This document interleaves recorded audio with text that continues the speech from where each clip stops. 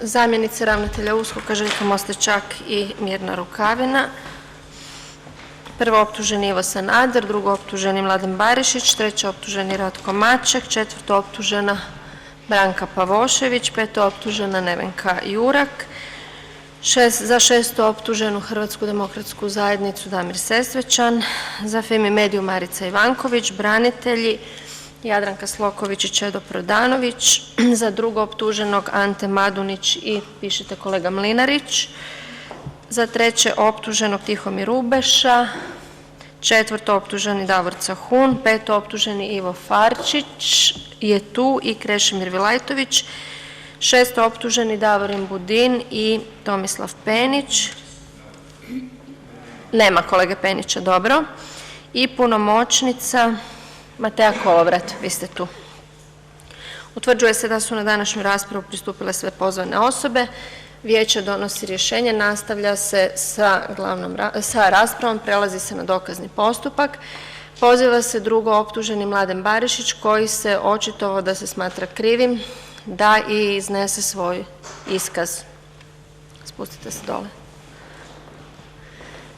Drugo optuženi Mladen Barišić upozoren po članku 417 ZKP, nakon čega navodi: dakle, vi se možete u ovom kaznenom postupku očitovati o svim dokazima i činjenicama koje vas terete, možete iznositi činjenice i dokaze koje vam idu u korist, niste dužni iznositi obranu niti odgovarati na postavljena pitanja. Vi ste tijekom ovog postupka u više navrata davali svoje iskaze. Recite kakav je vaš stav na današnjoj glavnoj raspravi? Koristit ću zakonsko pravo i branit ću se šutnjom. Branit ćete se šutnjom. Ja ću u ovoj fazi postupka koristiti svoje zakonsko pravo da ne iznosim obranu, odnosno branit ću se šutnjom. Možete se vratiti. Točka novi red. Obzirom na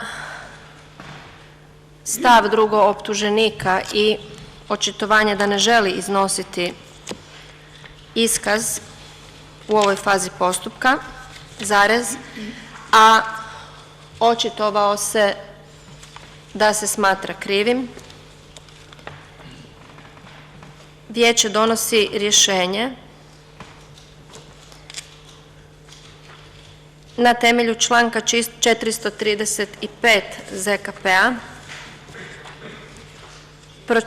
35 ZKP-a pročitat će se raniji iskazi drugo optuženika i pregledati snimke ispitivanja u ranijem tijeku postupka.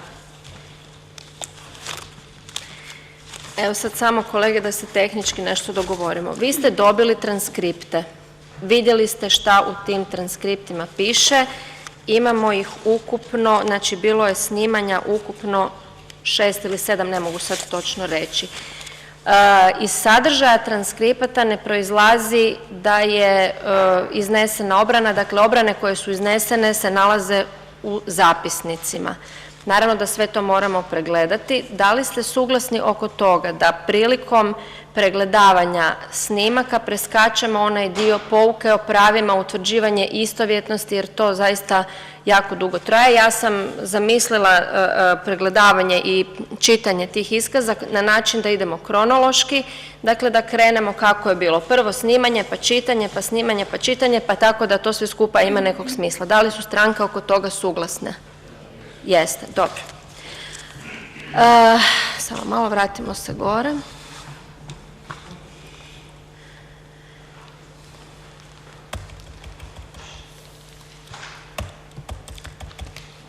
Dole, Darinka. Šta je prvo? Pregledava se snimka ispitivanja drugo optuženog Mladena Barišića od 29.9.2010. godine.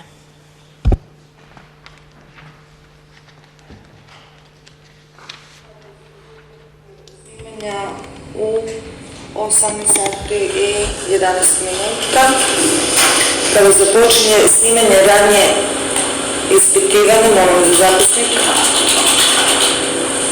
optuženika Mladena Barišića Nalazimo se u prostorijama Ureda za suzbijanje korupcije i organiziranog kriminaliteta. Danas je 29. rujna 2010. godine. Prisutne osobe ispred ureda su, ja sam Sanja Bobičić, zamjenica ravnatelja, kolegica Gordana Klarić, zamjenica ravnatelja, Darija Egzeta, zapisničar i Martin Kic, informatički tehničar.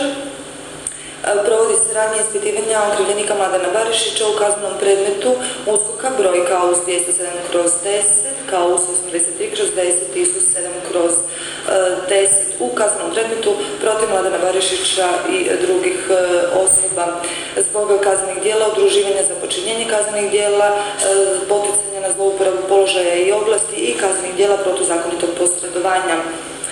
Utvrđuje se da su prisutni okrivljenik Mladen Barišić osobno, branitelji Ante Madunić, odvjetnik iz Zagreba, Rajko Mlinarić, odvjetnik iz Zagreba. Ja ovdje sve prisutne u smislu članka 231. Zakona o kaznenom postupku upozoravam da su kao tajno dužni čuvati sve činjenice i podatke za koje saznaju tijekom ovog ispitivanja. Odavanje tajne predstavlja kazneno djelo. Također ste ovdje prisutne, upozoravam da se ove radnje ispitivanja snima tehničkim uređajem marke Panasonic po informatičkom tehničaru Martinu Kicu, te da se ova snimka može upotrijebiti i upotrijebit će se kao dokaz u postupku. Molim vas za zapisnik. U smislu članka 231 Zakona o kaznenom postupku zamjenik ravnatelja upozorava prisutne da su kao tajno dužni čuvati činjenice i podatke koje saznaju tijekom ovog ispitivanja, te da je odavanje tajne kazneno djelo. U smislu članka 87. stavka 3. Zakona o kaznenom postupku prisutne osobe su upozorene da se radnja ispitivanja snima tehničkim uređajem marke Panasonic po informatičkom tehničaru Martinu Kicu, te da se snimka može upotrijebiti kao dokaz u postupku. Gospodine Barišić, ja ću sada zamoliti vaše osobne podatke. Ja ću vas pitati podatke, vi ćete mi ih iznositi. Ime, prezime, nadimak. Mladen Barišić bez nadimka. Mladen Barišić bez nadimka. Možete zapisati. Ime i prezime roditelja, djevojačko prezime majke. Pokojni Šime, otac, i majka Lucija, djevojačko Radaš.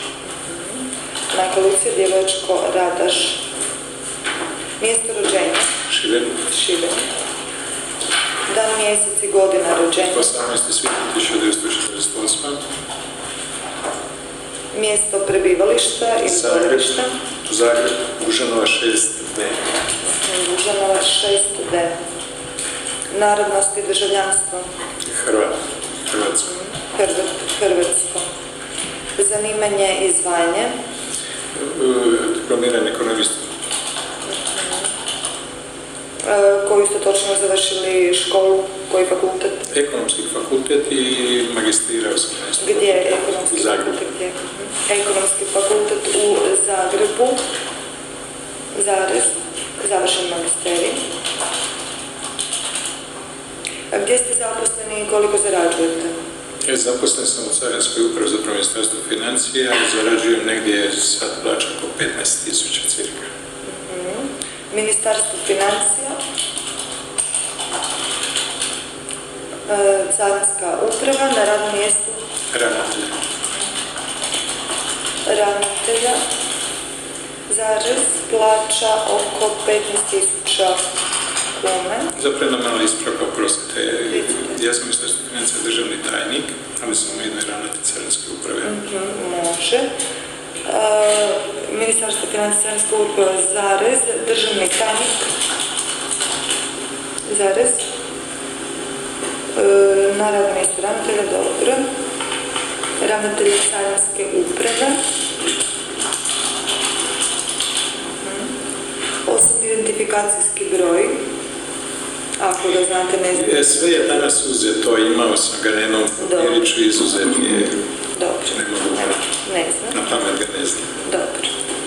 Obiteljske prilike, dakle bračno stanje, broj, starost djece. Udovac, jedno dijete, 37 godina. Udovac, jedno dijete od 37 godina. Imovinske prilike, dakle gdje i kako imovinu imate? Nikako. Zapravo ja živim u stanu koji je pod kreditom, on nije na meni.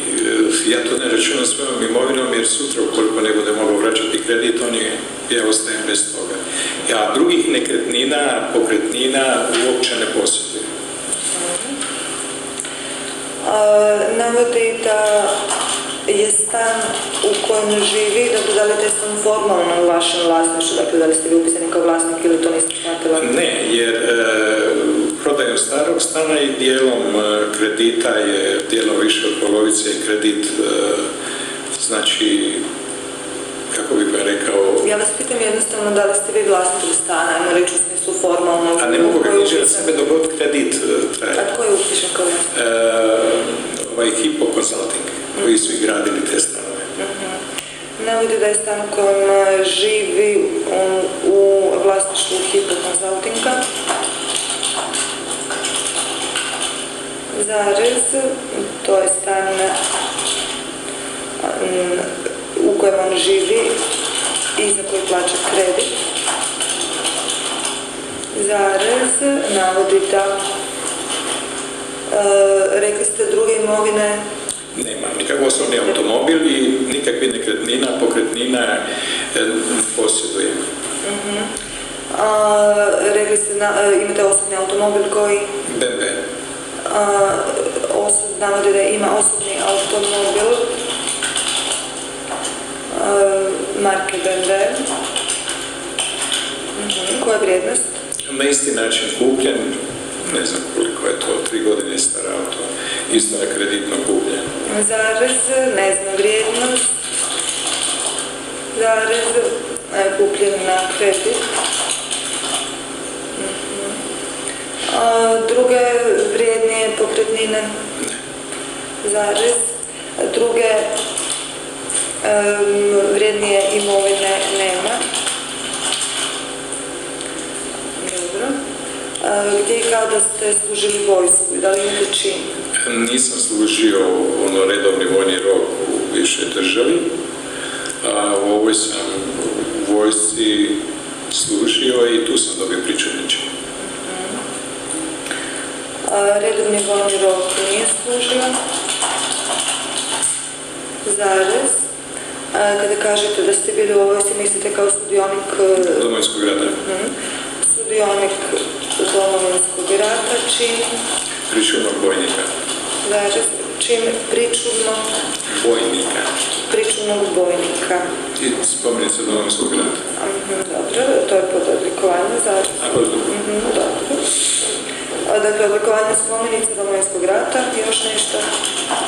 Imao je zahvalnice i to odlikovanje, ja se ne sjećam. Rata, zarez, zahvalnice. Da li ste osuđivani? Ne. Dobro, idemo dalje. Da li se vodi neki drugi kazneni postupak protiv vas? Ne.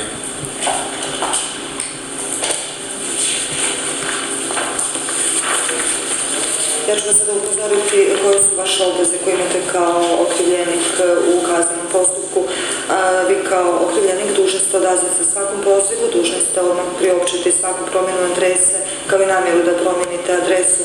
Ukoliko se te obveze ne budete pridržavali i ukoliko uslijed toga postanete nedostupni, prema vama se mogu primijeniti prisilne mjere, sukladno Zakonu o kaznenom postupku. Te prisilne mjere su dovođenje kao najblaže mjere, pa do mjere istražnog zatvora kao najteže mjere osiguranja nazočnosti okrivljenika u kaznenom postupku.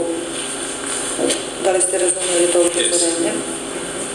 Okrivljenik se poučava u smislu članka 272 stavak 2 ZKP da je dužan odazvati se svakom pozivu i odmah priopćiti svaku promjenu adrese ili namjeru da promijeni adresu te je upozoren na posljedice ukoliko se naznačene obveze ne bude pridržavao. Recite mi, da li ste primili pisanu pouku o pravima? Od USKOK-a. Dobio sam od policije. Dobro. Od odvjetnika. Okrivljenika se pita u smislu članka 203 stavka ZKP da li je primio pisanu pouku o pravima zarez. Okrivljenik navodi da je danas od policije dobio pouku o pravu na odvjetnika. Točka. Gospodin Barišić će vam sada uručiti pisanu pouku o pravima prije nego što započnemo dakle i sa samim ispitivanjem. Tom pisanom poukom o pravima obavještavate se koji su osnove sumnje protiv vas na temelju kaznene prijave Ministarstva unutarnjih poslova, ravnateljstva policije, Policijskog nacionalnog ureda za suzbijanje korupcije i organiziranog kriminaliteta i to da je protiv vas dakle podnešena kaznena prijava zbog kaznenih dijela, udruživanja za počinjenje kaznenih dijela, protuzakonitog posredovanja, poticanja na zlouporabu položaja i ovlasti koja su djela počinili zajedno sa Nevenkom Jurak, Anitom Papeš-Lončar. Također, tom pisanom poukom o pravima, koju ću vam ja uručiti, upozoravate se i upoznajete i sa vašim pravima koje imate kao okrivljenik u postupku, a to je da niste dužni iznositi svoju obranu niti odgovarati na pitanja. Također, vi imate pravo razgledavanja, prepisivanja, preslikavanja i snimanja državno-odvjetničkog spisa u vašem predmetu i predmeta koji mogu se upotrijebiti kao dokaz nakon što budete ispitani i tako kao osumnjičenik imate pravo uzeti branitelja po vlastitom izboru. Da li ste razumjeli ove pouke?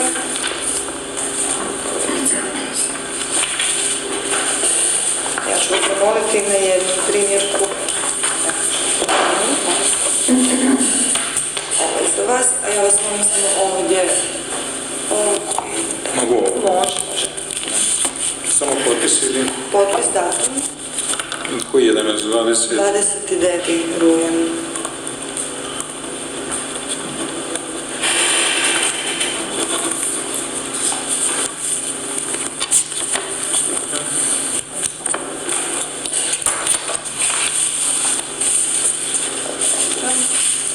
Točka novi red.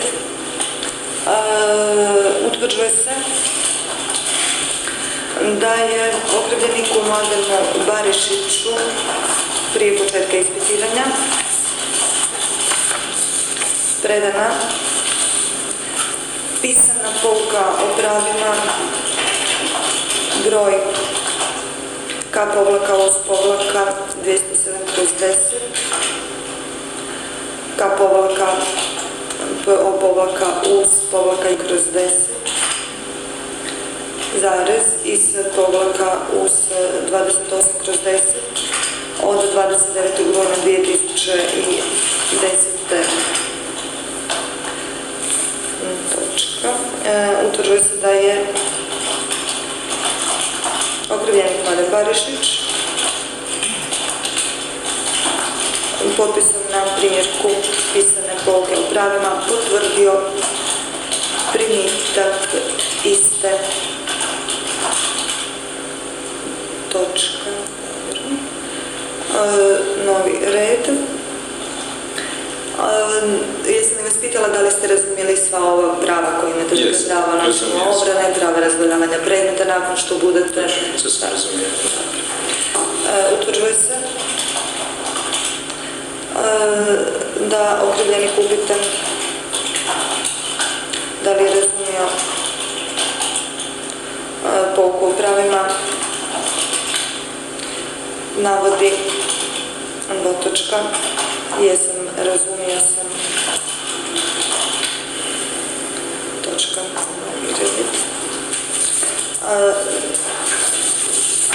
Nalogom o provođenju istrage od 1. travnja 2010. godine broj K-83/10 ISU 7/10, protiv vas je otvorena istraga zbog kaznenog djela protuzakonitih posredovanja. Recite da li ste primili pouku o pravima i taj nalog o provođenju istrage od 1. travnja 2010. godine. Da li ste razumjeli? Jeste. Točka. Utvrđuje se da je okrivljenik naveo da je primio nalog o provođenju istrage broj KAUS 83/10 ISUS 7/10 od 1. travnja 2010.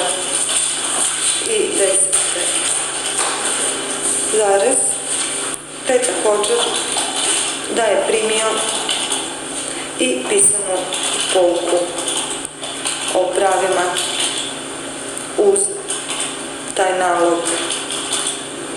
Točka. Recite da li ste razumjeli i taj nalog o provođenju istrage kao i... Evo kolege, sad smo, dakle, utvrdili smo prvo ispitivanje, utvrđivanje osobnih podataka. Moj prijedlog je da sad ne slušamo ono što se predočava optuženiku, jer svi znamo da je to predmet ovog postupka, da taj dio preskočimo i da samo vidimo njegovo očitovanje. Jeste suglasni sa time? Dobro.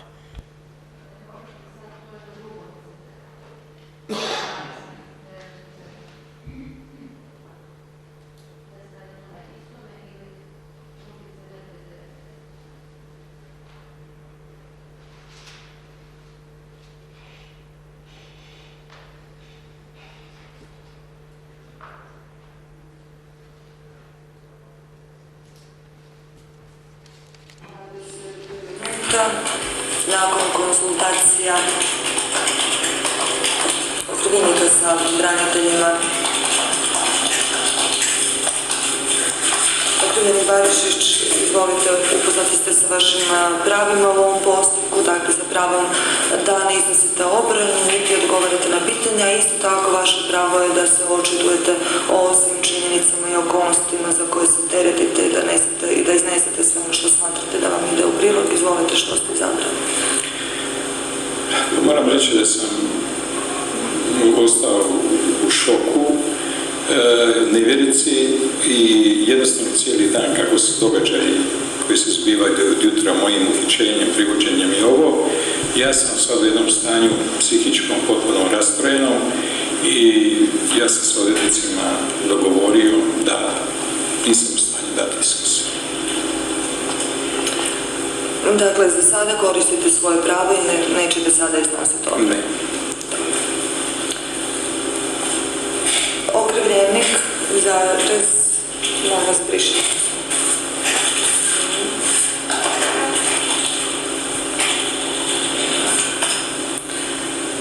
Ponovno upozoren na pravo da ne iznosi obranu, niti odgovara na pitanja, zarez, kao i pravo da sada iznese sve činjenice i okolnosti koje smatra da mu idu u prilog. Navodi točka, novi red. Nakon konzultacija sa braniteljima u ovom trenutku ne želim iznositi svoju obranu. Točka. Novi red.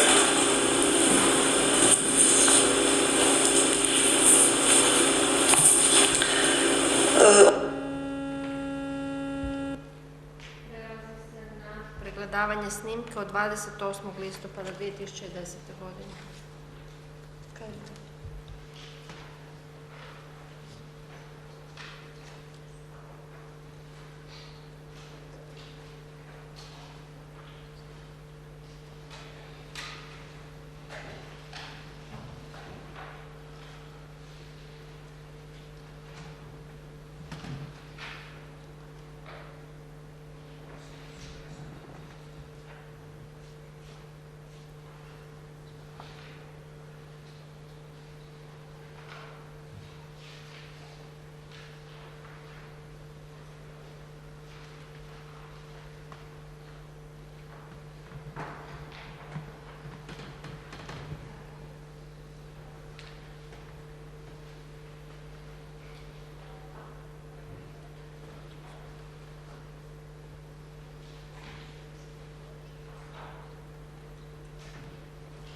Dakle, ovo je još jedna snimka na kojoj je drugo optuženi koristio pravo, nije iznosio obranu, branio se šutnjom, pa ćemo evo samo to utvrditi radi svih prisutnih. Da.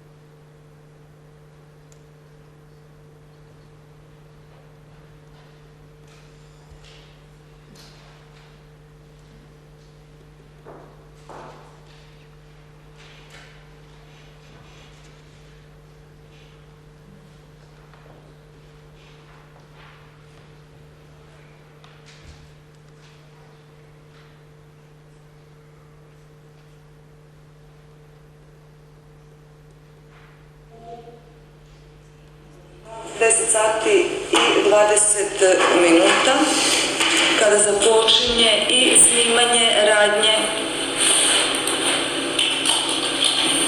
ispitivanja okrivljenika Mladena Barišića po nalogu o provođenju i proširenju istrage od 20. listopada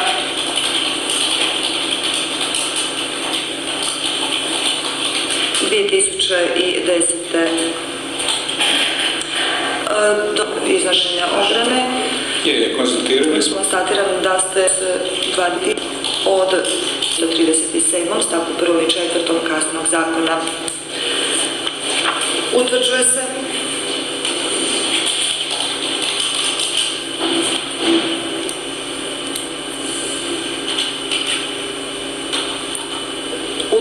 se da se okrivljeniku čita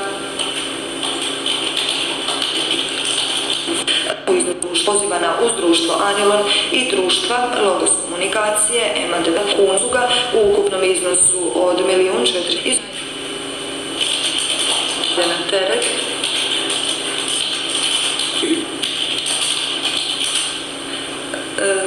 da u ovom trenutku želi koristiti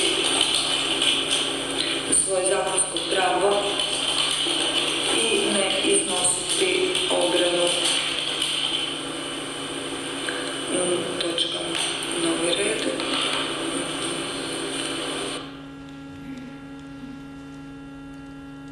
Samo ćemo konstatirati i kod jednog i kod drugog. Dakle, pregledavaju se snimke ispitivanja od 29.9. i 28. listopada i kod jednog i kod drugog, tijekom kojih ispitivanja drugo optuženi nije iznosio obranu,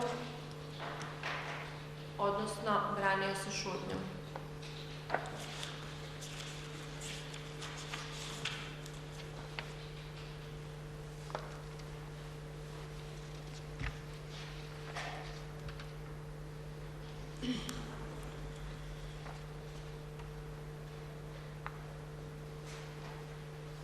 Predsjednica vijeća čita iskaz drugog optuženog Mladena Barišića od 3. studenog 2010. godine.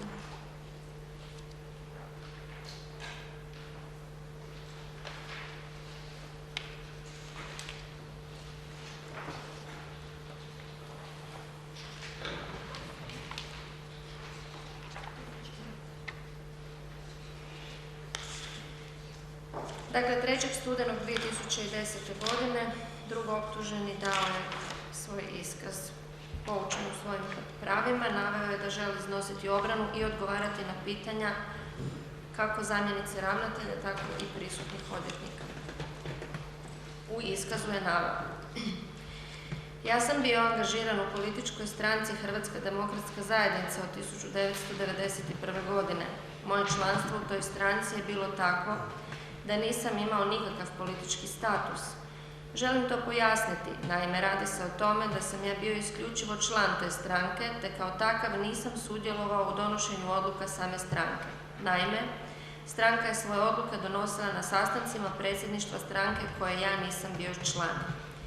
Ja sam u vremenu od 1992. godine do kraja 1993. godine bio zaposlen u Carinarnici Zagreb na mjestu upravitelja carinarnice.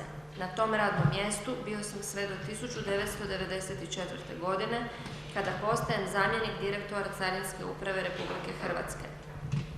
Za vrijeme svog rada u Carinarnici Zagreb, negdje 1992. godine, upoznao sam Ivu Sanadera, koji je u to vrijeme bio povratnik iz Republike Austrije u Hrvatsku. Naše poznanstvo je započelo na način da je on došao u kontakt sa mnom vezano za moj posao koji sam obavljao, a sve iz razloga jer je on kao povratnik iz Republike Austrije imao pravo uvesti pojedine stvari bez plaćanja carine. Ivo Sanader je u to vrijeme obnašao dužnost ministra znanosti.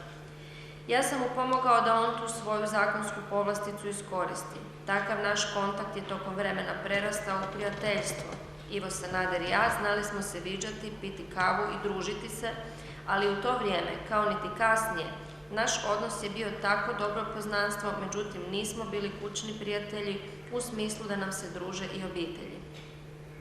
Ja sam bio u kući Ive Sanadera u Kozarčevoj 9, ali to je bilo jako rijetko i kasnije ću vam detaljno ispričati koji su razlozi odlaska do Ive Sanadera u kuću gdje živi. Ne mogu se prisjetiti putem kojih osoba i točno na koji način sam stupio u prvi kontakt sa Ivom Sanaderom. 2000. godine u mom životu dogodile su se značajne prekretnice. Dogodila mi se teška obiteljska tragedija. Moja supruga razbolila se, bolovala je od karcinoma, liječila se 16 mjeseci, međutim preminula je te 2002. godine. U tom periodu, kada se moja supruga razboljela, dogodili su se izbori i promjena vlasti.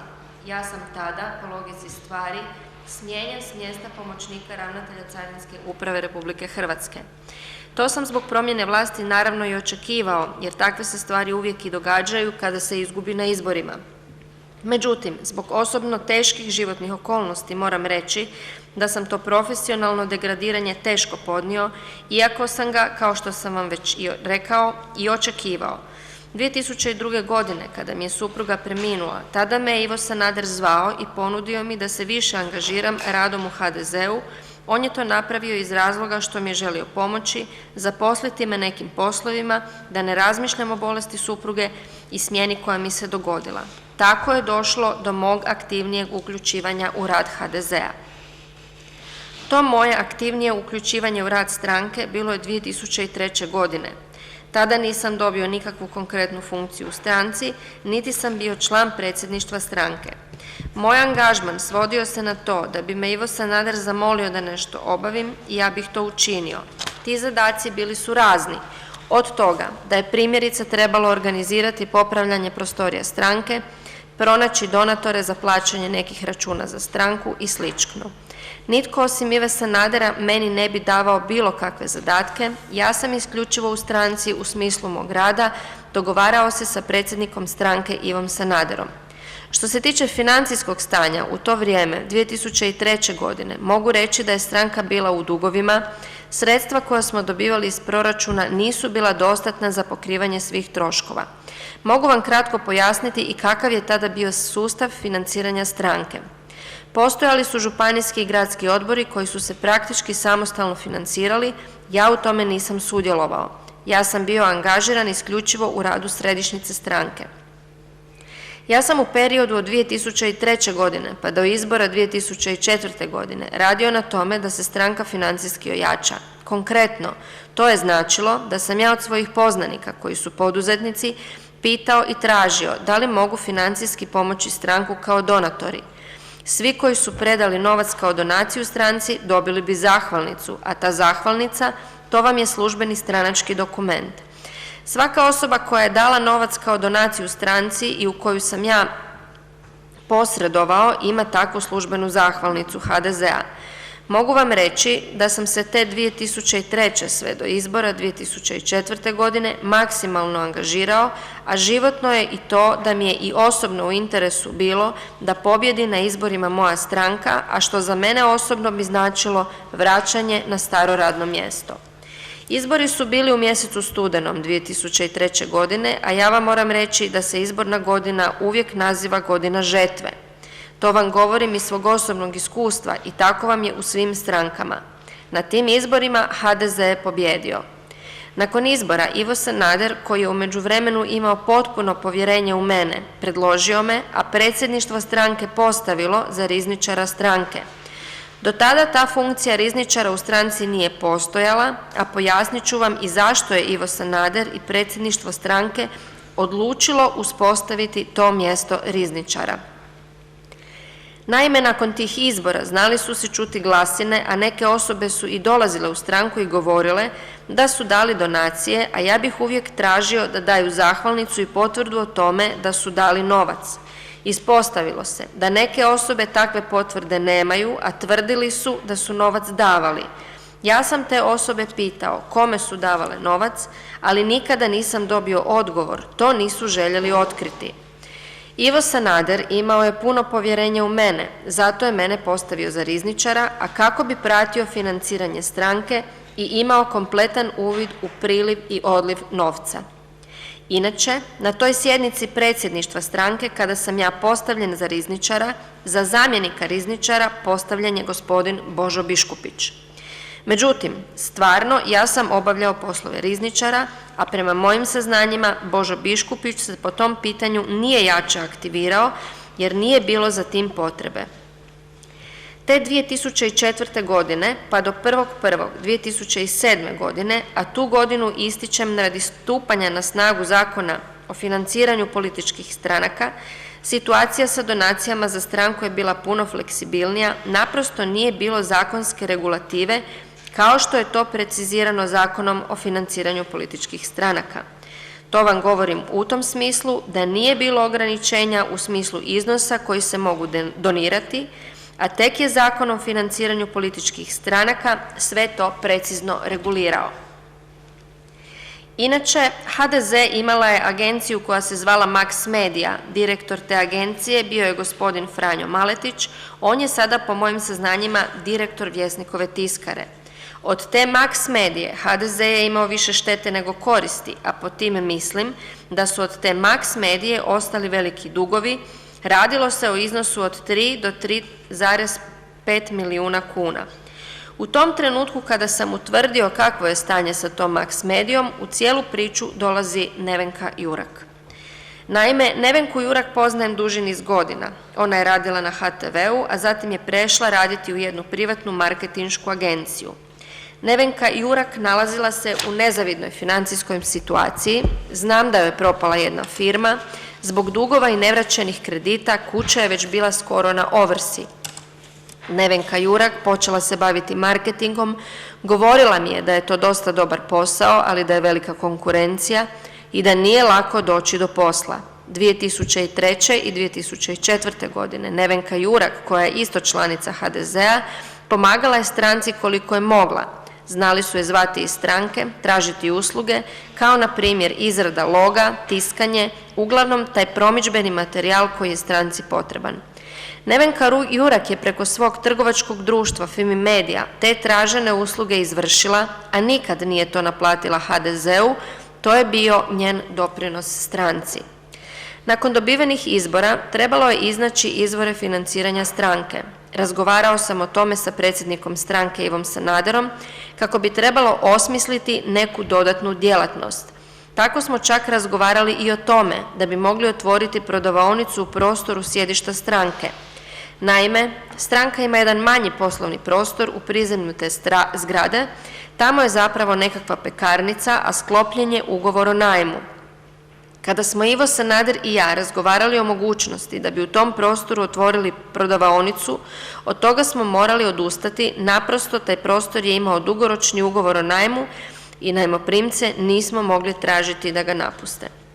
U tom smislu razgovora Ive Sanadera i mene o načinu financiranja, logično, kroz razgovor sa Ivom Sanaderom, ja sam se sjetio Nevenke Jurak.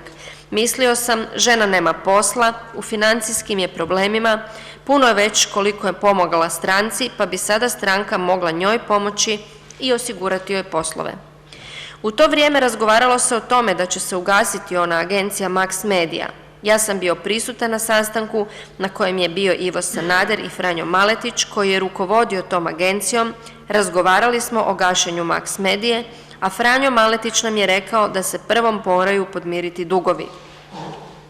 Na tom sastanku je Ivo Sanader, kako je to i običavao činiti, meni rekao da to riješim.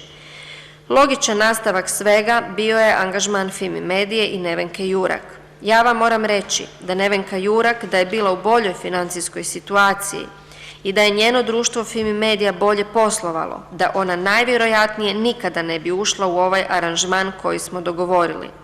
Nevenka Jurak, kao što sam vam rekao, pomagala je stranku, činila je to na način da je obavljala marketinške usluge za HDZ i ne bi ih fakturirala, pa je sada, nakon izbora i kada je HDZ došao na vlast, ja sam predsjedniku stranke Ivi Sanaderu predložio da stranka Fimi Mediji osigura posao, a da će Fimi Medija pomoći stranci na način da će joj davati dio dobiti pribavljene od određenih poslova koje je pribavila stranka. Ivo Sanader složio se s tim mojim prijedlogom, te se nakon toga krenulo u realizaciju dogovorenog. Da bi se Fimi Mediji pribavio posao, odnosno da bi se izrealizirao dogovor, Ivo Sanader je osobno kontaktirao pojedine predsjednike uprava, od kojih se sada mogu prisjetiti samo Josipa Protege. Naime, bio sam prisutan kada je Ivo Sanader osobno nazvao Josipa Protegu, te ga zatražio da svakako Fimi Mediji osigura posao u Hrvatskoj poštanskoj banci. Ja sam se angažirao u realizaciji navedenog dogovora, ali isključivo po nalogu Ive Sanadera.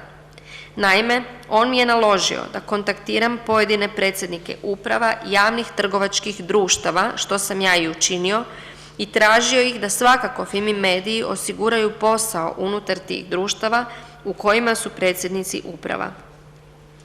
Ne mogu sada zbog proteka vremena točno precizirati o kojim se sve predsjednicima uprava radilo, ali znam pouzdano da sam ja osobno po nalogu Ive Sanadera kontaktirao Ivana Mravka, predsjednika uprave HEP-a, te Vesnu Bakran, direktoricu Hrvatske lutrije. Činjenica je da su svi znali da ja lako dolazim do tadašnjeg premijera Ive Sanadera, a isto tako je činjenica da se puno ljudi, predsjednika uprava javnih trgovačkih društava, meni obraćalo radi rješavanja njihovih problema. Mene su doživljavali kao politički visoku pozicioniranu osobu i blisku Ivi Sanaderu, a činjenica je da sam ja do Ive Sanadera mogao doći puno lakše nego oni. Ja sam često dolazio u prostorije Vlade RH, kako sam bio državni tajnik nisam prolazio nikakvu kontrolu prilikom ulaska. Kao što sam rekao, iako je dojam iz svih tih okolnosti da sam ja bio utjecajan, stvarnost je bila da sam ja zapravo bio samo poštar, prenosio sam poruke od Ive Sanadera. Sve moje aktivnosti usmjerene u prikupljanje novca bile su izvršavanje zadataka koje sam ja dobio od premijera Sanadera. Inače, naravno da je cijela priča oko Fimi Medije i da Fimi Medija ima veze sa strankom, da to nije bila javna stvar, to se nije javno izgovaralo, ali svim predsjednicima uprava je to bilo poznato. Mogu reći i da sam Ivi Sanaderu jednom prilikom i kada je pitao kako ide poslovanje Fimi Medije, na određeni način se požalio. Fimi Medija 2005. i 2006. godine je dobro poslovala, ali to je trebalo intenzivirati, nije dolazilo dovoljno novca, a osobito u izbornoj 2007. godini. Zato je i sazvan onaj sastanak od 4. travnja 2007. godine u prostorijama Vlade RH, na koji su pozvani predsjednici uprava i druge čelne osobe javnih trgovačkih društava. Na tom sastanku sam bio prisutan ja, Ratko Maček i Ivo Sanader.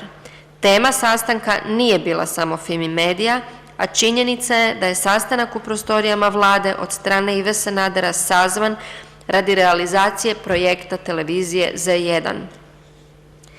Naime, da pojasnim, takozvani projekt Televizija Z1 bio je dogovor Ive Sanadera i Milana Bandića u vezi korištenja televizije Z1.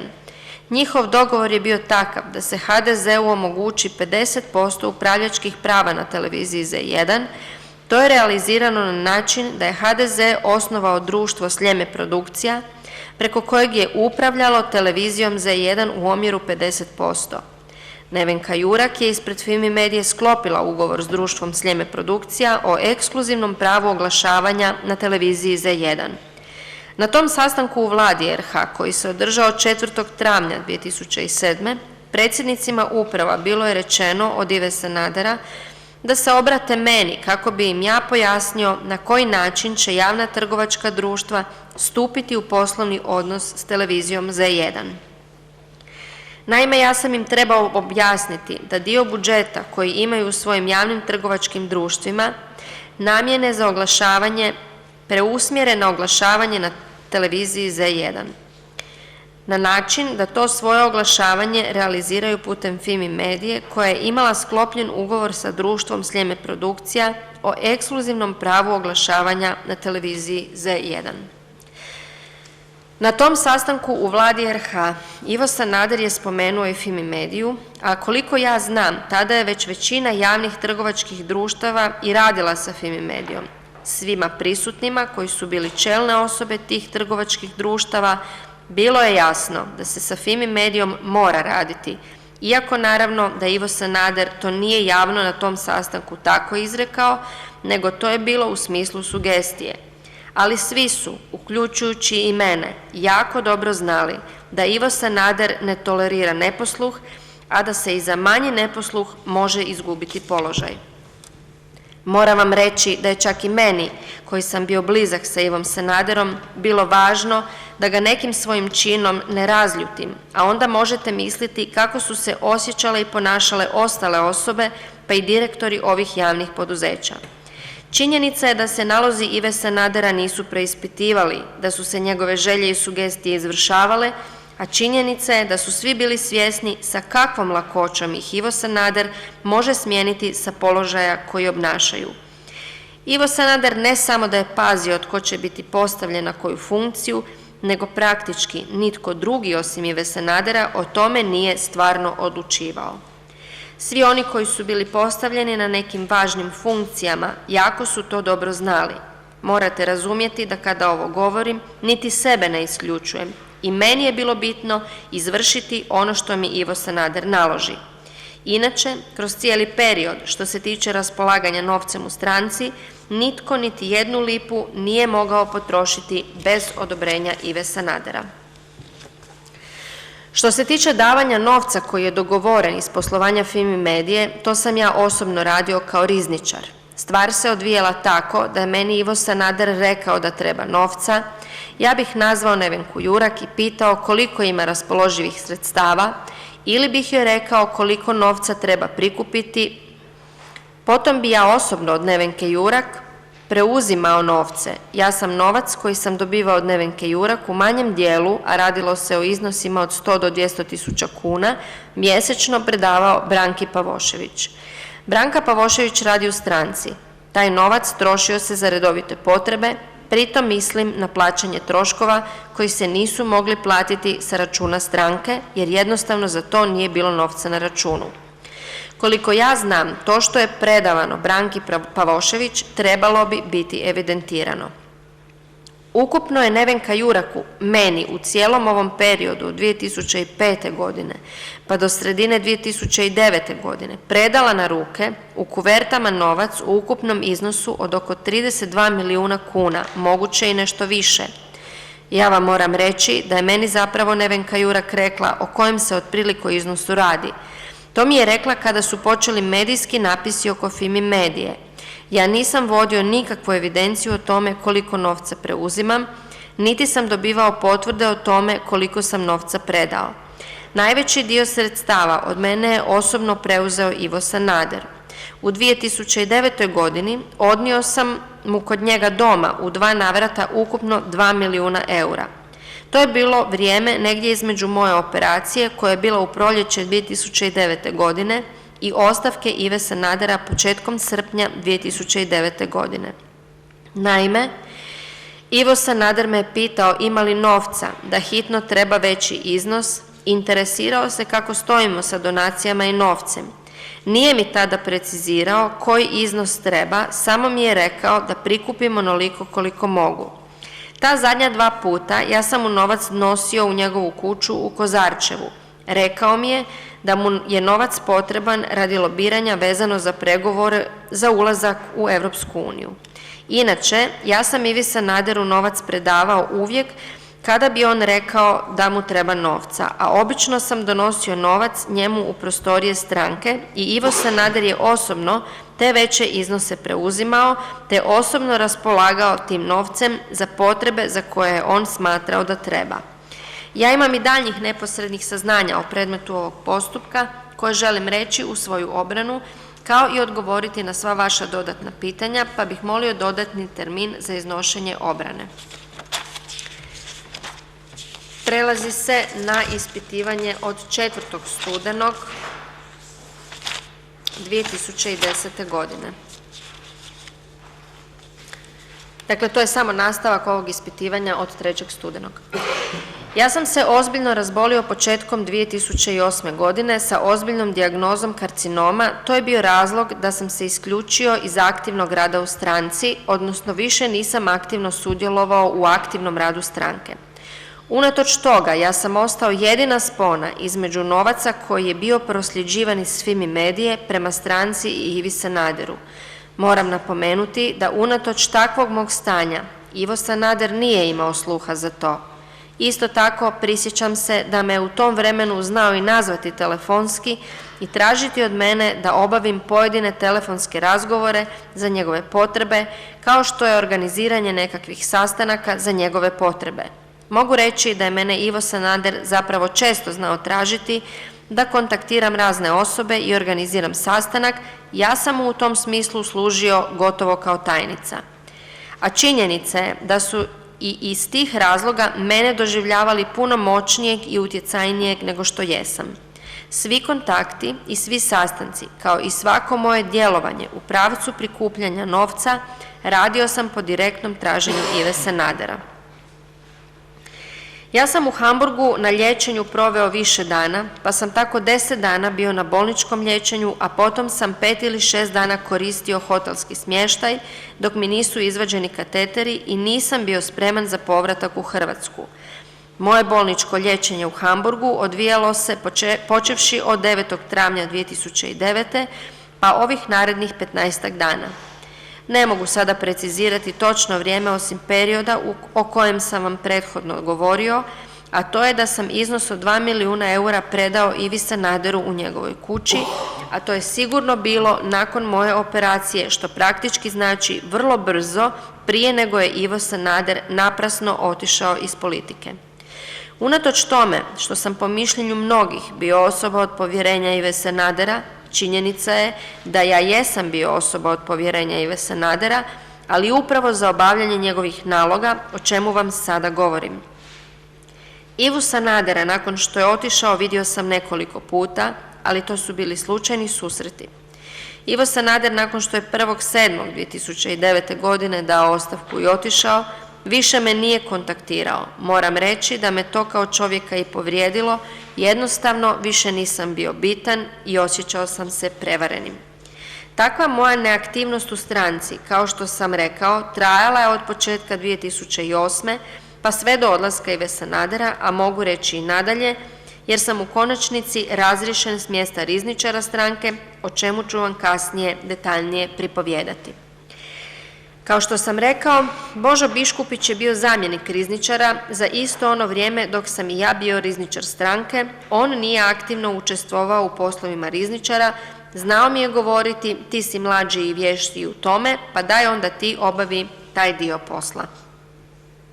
Ne znam tko je obavljao poslove rizničara u onom dijelu aktivnog učestvovanja u tom poslu u stranci za vrijeme dok sam ja bio bolestan, odnosno ne znam da li je taj posao na sebe preuzeo Božo Biškupić, iako za njega mogu pouzdano reći da je bio vrlo blizak i prijateljski povezan s Ivom Sanaderom. Jasno je da je dogovor sa Nevenkom Jurak bio takav da što više bude dobiti za Fimi Mediju, da će ona više moći dati za stranku. Međutim, Fimi Medija nije mogla podmiriti sve potrebe financiranja o kojima je tadašnji premijer meni davao zadatke da prikupim sredstva.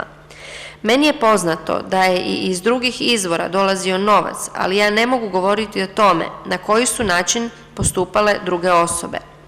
U pogledu mog postupanja mogu reći da sam osim novca koji mi je predavala Nevenka Jurak, uzeo i novac od gospodina Ivana Mravka.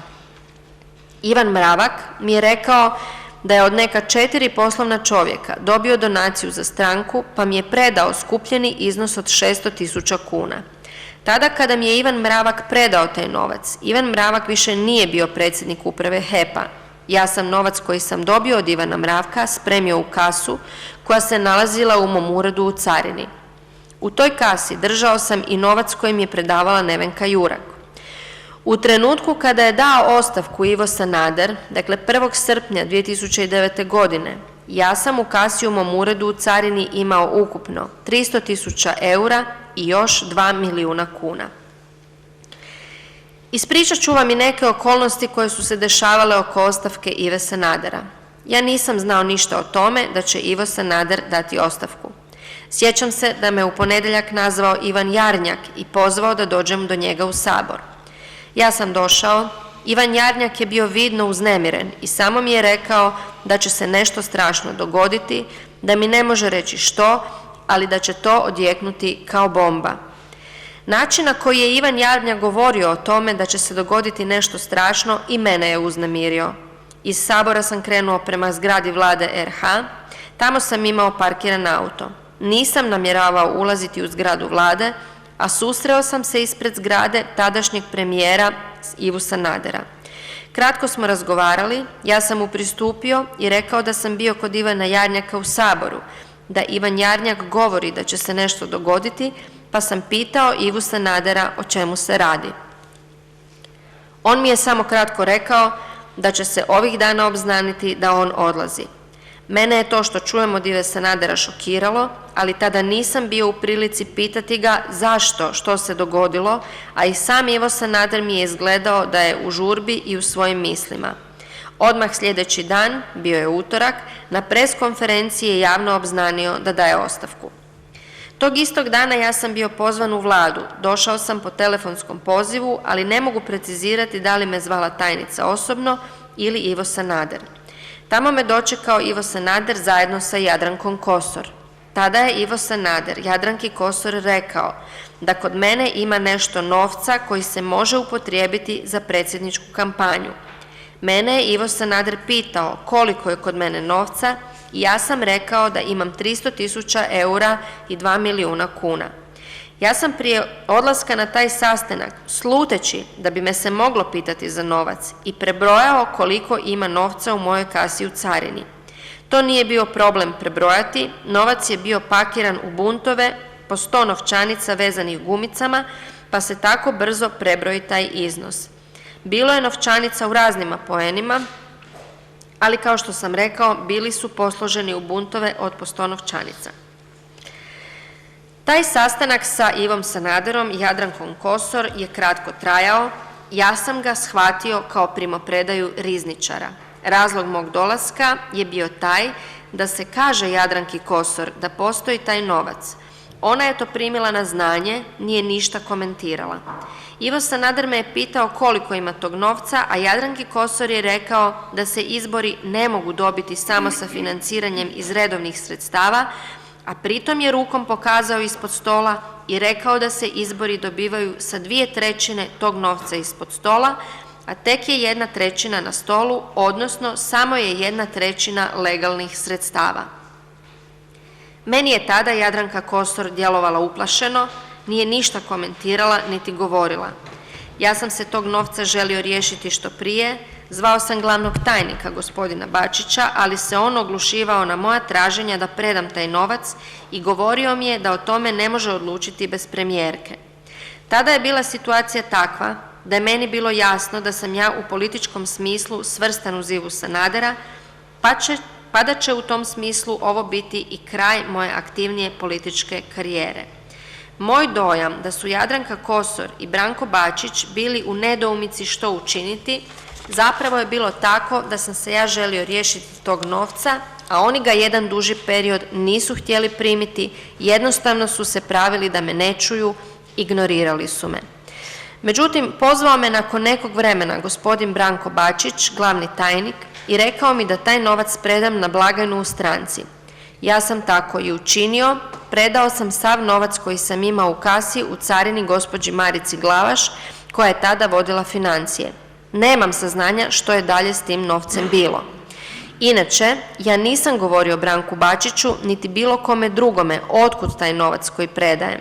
Kao što sam vam prethodno rekao, novac sam prijašnjih godina predavao isključivo Ivi Sanaderu kada se radilo o većim iznosima, a u 2 navrata sam predao po nalogu Ive Sanadera gospodinu Ratku Mačeku. Svrha predaje novca Ratku Mačeku bila je plaćanje dugova za opremu koja je nabavljena, a nije plaćena, za Osječku televiziju, a također Ivo Sanader je tražio da se kupi Zadarski list. Isto tako, prethodno sam vam rekao da sam manje iznose od 100 do 200 tisuća kuna davao u blagajnu, ali to su u tadašnjim vremenima bili tako mali iznosi da nitko nije pitao otkuda taj novac.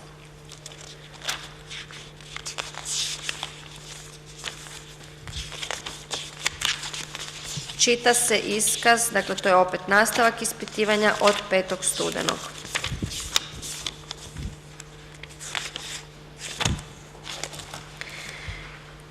Ja ću danas nastavno na prethodna iznošenja obrane nastaviti iznositi vam svoja saznanja o predmetu ove istrage u kojoj sam osumnjičenik, a moram vam napomenuti da je puno događaja, da se radi o dužem vremenskom periodu, pa u određenim dijelovima vrijeme pojedinih događaja precizirat ću najbolje što mogu okvirno, jer u ovom trenutku teško mi se precizno izjasniti.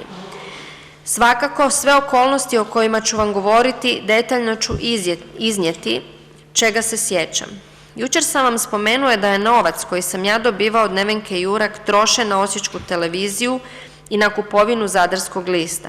Što se tiče kupovine tih medija, Ivo Sanader je odlučio da se uloži u medije i tako uđe u vlasničku strukturu, a sve kako bi stranka imala dovoljno medijskog prostora i pozitivan medijski imidž. Bilo je to u godini pred izbore 2007. Ivo Sanader me tražio da donesem za Osječku televiziju 300.000 eura. Moram reći da Ivo Sanader nikada preko telefona nije govorio o novcu i svrsi za koju novac treba, samo bi me kratko kontaktirao, rekao da dođem, pa bi mi osobno davao zadatke. Što se tiče Osječke televizije, ja o tome ne znam puno, znam samo da se radilo o tome da bi taj novac trebao poslužiti za podmirivanje dugova Osječke televizije vezano za nabavku opreme. Operativno, time su se više bavili ljudi sa tog područja, znam da o tome ima saznanja Tomislav Ivić, koji je tada bio predsjednik Županijskog odbora Osječko-baranjske županije, znam da je Veselčić rukovodio Osječkom televizijom. Bio sam i na jednom sastanku u zgradi Sabora, sastanak je održan kod Vladimira Šeksa, a tamo je bilo govora baš o tom ulaganju u Osječku televiziju. Na tom sastanku uz mene je bio i Tomislav Ivić, a moguće i Veselčić. Što se tiče Zadarskog lista, nakon izbora 2007. na traženje Ive Sanadera prikupio sam 415.000 eura. Taj novac sam dao Ratku Mačeku po nalogu Ive Sanadera, kao što sam i novac vezan za Osječku televiziju isto dao Ratku Mačeku. Novac koji sam ja dobivao od Nevenke Jurak trošen je u razne svrhe. Osobno sam u više navrata odlazio u galerije i plaćao gotovinom umjetničke slike. Te slike osobno je birao Ivo Sanader, a koliko je meni Ivo Sanader rekao, te slike su trebale poslužiti kao stranački i vladini pokloni. U više navrata, obično subotom, Ivo Sanader pozivao bi me na kavu ili ručak, pa je tada znao biti u društvu sa Petrom Selemom i Božom Biškupićem, kao i neizbježnim i uvijek nazočnim Marijom Zubovićem. Ivo Sanader, Petar Selem i Božo Biškupić puno su razgovarali o umjetninama, oni se razumiju u umjetnost, pa smo nakon tih druženja znali otići svi zajedno u galerije i birati slike. Imam saznanja i da su galeristi znali nazivati kako bi obavijestili da imaju nešto dobro u ponudi, a to bi se obično dešavalo tako da se Ivo Sanader znao interesirati za nekog autora, pa bi oni javljali najvjerojatnije njemu osobno da su pronašli to za što je zainteresiran. Ta kupovina slika u kojoj sam ja sudjelovao dešavala se u 2007. a još intenzivnije u 2008. godini. Bio sam u galeriji u Dežmanovom prolazu, zatim u jednoj galeriji u Radićevoj ulici i u galeriji koja se nalazi negdje na Novoj Vesi.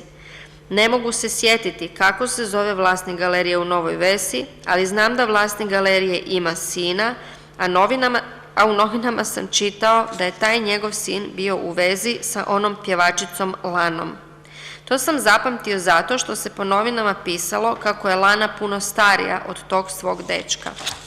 Ja sam u tim galerijama kontaktirao prilikom plaćanja sa vlasnicima galerija, ali sada se u ovom trenutku ne mogu sjetiti točnih imena.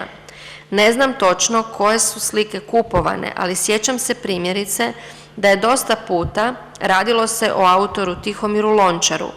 Jednom prilikom čak smo bili u ateljeu Tihomira Lončara, to je prostor koji se nalazi kod sportske dvorane koja je poznata pod nazivom Kutija šibica.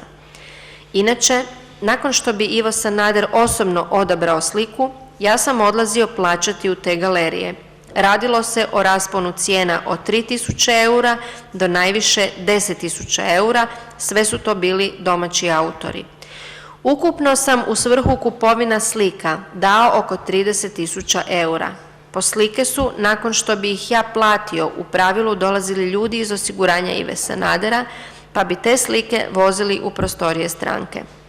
Što se tiče tih slika, ja osobno ne znam što je dalje sa tim slikama bilo, osim što mi je sam Ivo Sanader rekao da će slike poslužiti kao pokloni. Nadalje, sjećam se da sam Ivi Sanaderu dao 300.000 do 400.000 kuna, koji novac je trebao poslužiti za obnovu Doma kulture Nikola Tesla. Ja ne mogu precizirati što je točno sa tim novcem Ivo Sanader učinio, jer on je imao običaj samo podijeliti zadatke, pa sam tako i ja donosio novac koji je bio potreban, ali ne bi dalje operativno sudjelovao. Moj zadatak je bio predajom tog novca završen. O obnovi Doma kulture Nikola Tesla znam samo da je bio određen termin za otvorenje na dan rođenja Nikole Tesle, trebali su doći Tadić i Koštunica, bilo je važno da se ta obnova hitno završi. Koliko se sjećam, investitor je bila Ličko-senjska županija, mislim da se obnova vršila i pod pokroviteljstvom više ministarstava, a o toj obnovi je bilo govora na predsjedništvu stranke. Također sjećam se da se obnavljala i Tuđmanova škola u Velikom Trgovišću. Naime, radilo se o osnovnoj školi u Velikom Trgovišću koja je nakon obnavljanja nazvana Osnovna škola doktora Franje Tuđmana. Ivi Sanaderu sam u tu svrhu dao par 100.000 kuna. Sjećam se i da sam po nalogu Ive Sanadera dao 500.000 kuna predsjedniku stranke umirovljenika.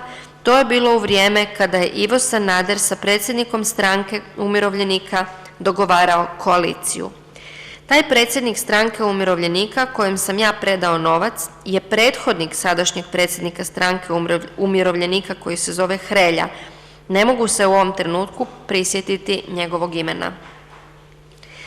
Ivo Sanader uveo je jedan običaj, a to je da se ženskim zaposlenicama stranke, kao i za nekoliko zaposlenica iz vlade, 2 puta godišnje osigura kupovina garderobe. Te ženske osobe odlazile bi najčešće u Sisciju, Kotku ili u Heruc. Iznosi koje su one mogle potrošiti bili su limitirani. Ta društva gdje se nabavljala na gore navedeni način roba ispostavljali su račune, ali ne znam točno kome i na čije ime. Ja bih te račune dobivao od ženskih osoba koje su robe preuzele i shodno iznosu na računu ja bih im predavao novac u gotovini kojim su one potom podmirivale račune. Takav način podmirivanja računa je bio proveden po prethodnom dogovoru, odnosno po nalogu Ive Sanadera. Inače, bilo je gospodarstvenika koji su dosta poklanjali stranci. Gospodin Marijan Šarić, koji je generalni zastupnik Samsunga, Požalio se jednom prilikom da dosta osoba je znalo dolaziti do njega, pozivajući se na stranku tražeći mobitele i drugu osobu. Kasnije bi se ispostavilo da to što je Marijan Šarić tim osobama dao stvarno nije došlo do stranke. Prisjećam se sada i da sam na zamolbu gospodina Šarića organizirao sastanak sa Ivom Sanaderom, pa je na tom sastanku Ivo Sanader rekao Marijanu Šariću da ispred stranke mogu jedino ja tražiti donaciju i da se jedino to i priznaje kao donacija. Marijan Šarić je bio veliki donator, dao je dosta mobitela, mi smo te mobitele koristili za glasanje na anketama o političkom rejtingu, sve stranke to rade. Sjećam se da je na jednom predsjedništvu stranke razgovaralo se o kupovini jakne sa logom stranke, kao i drugim rekvizitima koji su potrebni za kampanju. Što se tiče jakni, bila je neka ponuda od 80 kuna po jakni, meni se to činilo puno. Pitao sam Marijana Šarića za koliko se takve jakne mogu nabaviti, a Marijan Šarić mi je rekao da se to može nabaviti po 40 do 45 kuna. Tako je preko Marijana Šarića uvezeno par kontejnera tih jakni, čini mi se da se radilo o oko 200.000 komada jakni. Koliko znam, Marijanu Šariću taj uvoz jakni nije plaćen u cijelosti. Mogu pojasniti, dogovor sa Marijanom Šarićem bio je takav da će on stranci pokloniti to u smislu donacije te jakne do njihove nabavne vrijednosti, s time da smo mi trebali platiti carinu i porez na uvoz tih jakni. Jako smo pazili da ne bude očita veza između Fimi Medije i stranke, pa zato organizaciju raznih svečanosti i skupova za stranku nikada nije radila Fimi Medija, nego to je radio Masol. Masol je tvrtka povezana sa Ratkom Mačekom, a tu povezanost Ratko Maček sada želi prikriti. Masol je radio organizaciju evenata za HDZ, s time da se dio troškova plaćao preko stranačkog računa, a dio troškova plaćao se na način da sam ja davao novac direktno Ratku Mačeku u gotovini. I to, kao u ostalom cjelokupne financije, radio sam po dogovoru sa Ivom Sanaderom. Želim naglasiti da je poslove koje je Masol odrađivao za stranku, Masol jako dobro i naplaćivao, dok je s druge strane Fimi Medija pružala usluge stranci, ali te usluge nikada nije naplaćivala. U razgovoru sa Nevenkom Jurak, komentirajući poslovanje Masola, od nje sam i čuo kako Masol nabija cijene stranci. Što se tiče marketinške agencije Masol, prema onome što sam čuo, taj naziv Masol je skraćenica od Maček Soldo, iako, kao što sam rekao, Ratko Maček posvuda tvrdi da nema veze sa Masolom, iako je upravo Masol sada, kada se ovo dogodilo sa Fimi Medijom, preuzeo dio tržišta koji je pokrivala Fimi Medija. Inače, kad sam davao Ratku Mačeku novce, to vam je uvijek izgledalo tako da koliko sam ga god puta pitao koliko košta taj dio koji će platiti u gotovini, svaki put bi mi rekao drugačije. Ja sam Ivi Sanaderu rekao da Ratko Maček stalno mijenja iznose troškova za organizaciju tih evenata, pa da mu baš ne vjerujem previše. Što je Ivo Sanader nakon toga rekao Ratku Mačeku, ja ne znam, predamnom to nije spominjao. Inače, Ratko Maček bio je glasnogovornik vlade u prvom mandatu, a u drugom mandatu je došao za glasnogovornika vlade gospodin Mehun. Nakon izbora 2007. HDZ je imao dosta zastupnika i proporcionalno tome i dobivao i više sredstava iz proračuna. Međutim, ta proračunska sredstva koja služe za funkcioniranje stranke nikada nisu dostatna. Konačno, uvijek se može bolje i više. Što se tiče donacija koje je stranka dobivala, mogu reći da su gospodarstvenici rado donirali stranku. To je bila ne samo pomoć stranci, nego obično i njihov ulog od kojeg su očekivali neku korist kroz posao ili slično. Kada govorimo o dodatnim izvorima financiranja, želim ponovno naglasiti razliku koja se dogodila stupanjem na snagu Zakona o financiranju političkih stranaka. Tim zakonom je preciziran način na koji političke stranke mogu primati donacije, propisano je da se sa donatorima sklapa ugovor o donaciji, a isto tako limitirani su godišnji iznosi kojeg pojedina fizička ili pravna osoba može donirati. Također je propisano i da se imena donatora moraju objaviti na internetu. Događalo se i to da pojedini gospodarstvenici ne bi željeli davati službene donacije i da bude to donacija javno objavljena na internetu, da za nju svi znaju. Tako vam ljudi razmišljaju, jer gospodarstvenik sa svakom vlasti mora biti u dobrim odnosima ako želi dobro poslovati, pa kako uvijek dođe trenutak da se promijeni vlast, oni se vjerojatno boje da bi ta nova politička struktura na vlasti mogla im zamjeriti te donacije koje su prije dali. Zato vam brojni gospodarstvenici žele donirati, ali ne žele da se za to zna, jer se boje da bi javnim doniranjem mogli se u budućnosti dovesti u nemilost neke nove političke strukture. To je politička realnost koje su gospodarstvenici svjesni.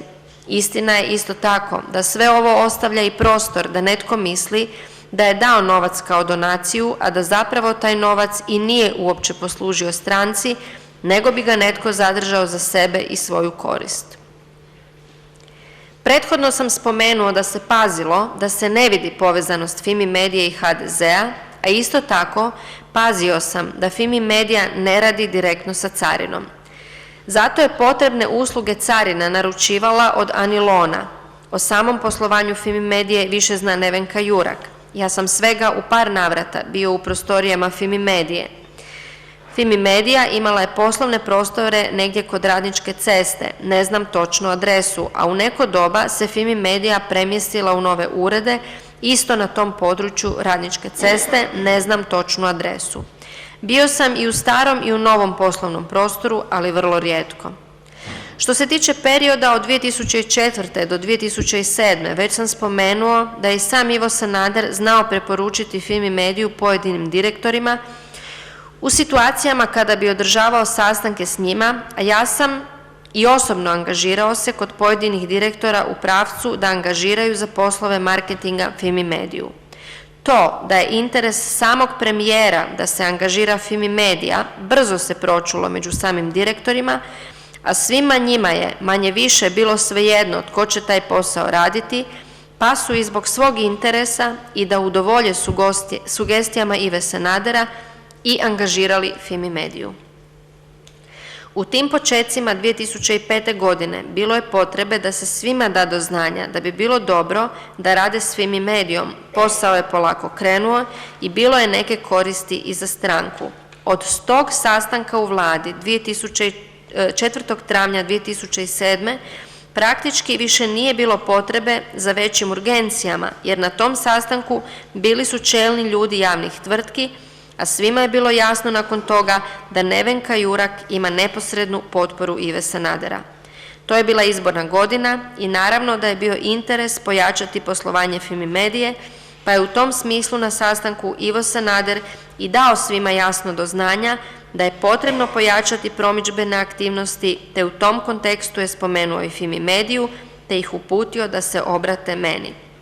Tako je došlo do toga da sam nakon tog sastanka bio kontaktiran od više čelnih osoba javnih poduzeća, neki su me zvali telefonom, neki su dolazili do mene u moj ured u carini. Već sam vam prethodno rekao da su i onako do tada već svi znali za Fimi Mediju i poslovali s njom, a sada sam im ja samo trebao pojasniti da je potrebno preusmjeriti dio reklama i na televiziju Z1. Moram reći da sam se iznenadio jer sam čuo da Ivica Kirin govori da sam ga ja tražio da angažira Fimi Mediju pozivajući se na autoritet Ive Sanadera. To jednostavno nije bilo tako.